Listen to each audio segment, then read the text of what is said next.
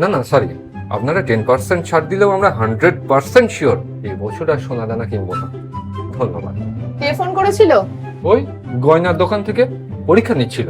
বলো তো, আমি তোমার সোনা, তুমি চাঁদের কণা, এক বছর কোনো দিকে তাকাবোই না। হ্যাঁ, প্রতি বছর জানো কিনে উল্টে দাও। আহা, প্রতি বছর শুনতে তো হয় সে কোনো বছর কিনে দিই না বলে। ওই বিয়েতেই যা পেয়েছিলাম, তারপর তো কোনো ইয়েতেই আর তোমাকে নড়ানো যায়নি। ছাড়ো, এবার পুজোর ছুটির প্ল্যানটা নিয়ে নড়ে চড়ে বসো। টিকিটটা তো আগে থেকে কাটতে হবে। তো বলো, দীঘা যাবে সাঁতরাতে নাকি দার্জিলিং যাবে কাঁপতে? রিপিট হয়ে যাচ্ছে। আচ্ছা বোলপুর, বারবার বাদ দাও। চলো সুন্দর করে সুন্দরবন, অনেক সুন্দরী আছে, গাছ।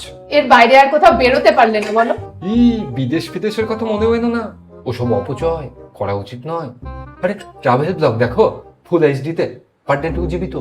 বিদেশের আগেও এদেশে আরো অনেক রাজ্য আছে, জানো তো? জানি তো, কিন্তু খরচা।